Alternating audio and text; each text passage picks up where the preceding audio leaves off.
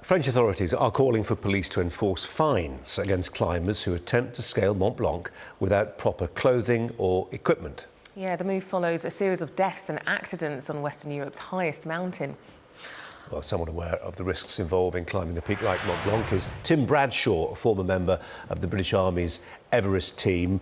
Tim Bradshaw, good afternoon to you. Mont Blanc, over 15,000 feet, not to be trifled with.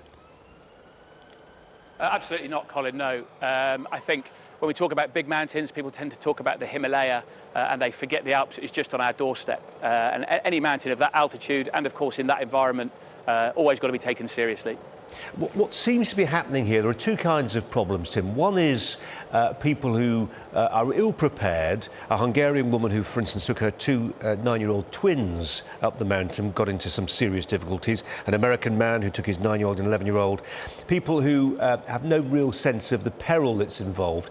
Then there's a separate problem with trail runners who set off at a lick. They're wearing shorts and trainers and not much else, and they're also the ones who are getting into trouble. Yes, absolutely, and I think you have to categorise those people quite separately, although actually the effects are quite similar. For me, getting up a mountain or completing a trail should be the end of a journey, really. It should be the culmination of planning, training, using effective guides and all of the available weather information around you. What's happened is, I think, in this digital age that we live in, it's fantastic that the mountains are more accessible, and we see this on social media all of the time. But because of that, I think the perils are often underestimated. And I think people perhaps see the mountain as a sort of quick fix for that adrenaline junkie. That's not the case, really. It's vital that people take the right equipment, undergo the right training, prepare, and see it as a challenge. And certainly the very, very tragic cases that you're talking about, not only have they put themselves in danger, but they've put the brave men and women of the mountain rescue teams into danger as well, really for no need. And all of that can be avoided with modern equipment and modern training. The problem with the fell runners is...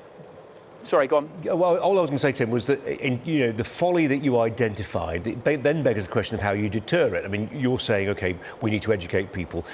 I think the local mayor has said, actually, I mean, I mentioned the American with the two young children. He talked about actually taking them to court. There's also talk of fining people who are ill-prepared. Is that enough of a deterrent? For me, education would always be better than a deterrent. I can completely sympathise with the Mayor of Chamonix, and I can completely understand why he would want to impose those fines and to create that effect. My concern is if you just fine somebody, they've done what they want to do and they leave, and you haven't necessarily had a lasting effect. I was joking with a colleague earlier, in this country now, you can go on a speed awareness course if you're caught speeding to increase your education.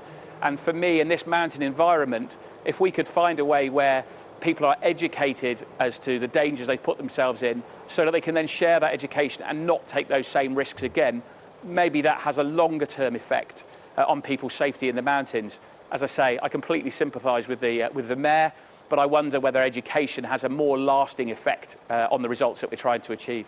Because in a sense, Tim, this is legitimate danger, isn't it? I mean, we live in a time, many people would argue, where we legislate and try and protect people and wrap them in cotton wool from dangers which are actually not that substantial. But when you think of in your British Army Everest team, you think about the number of people who've perished on Everest, for instance, people who die Mont Blanc, elsewhere in the Alps. This is real danger that people need to be cognizant of. Yes, I couldn't agree with you more. In fact, one of the reasons why we seek, and we ourselves take people into the mountains, looking for personal challenge and looking to create leadership and opportunities for them. But I think that actually people must be aware that it's a very real environment. And in fact, often now we sort of talk about the PlayStation culture where we put a reset button, and that's absolutely not true in the mountains. And it's that challenge and that risk that attracts people. But for me, the skill is the management of that risk. And training and the right equipment are part of that management. And that process actually is a vital part of mountaineering, fell running, trail running, whatever it should be. And I think, as you rightly say, we're so used to being cosseted that occasionally people think, oh, I'm in trouble, somebody will come and help me. When you're 16,000 feet up the side of a mountain in a 40-knot wind and it's minus 20 degrees, then actually that help can be a very, very long way away. And it's vital that you are properly equipped and prepared.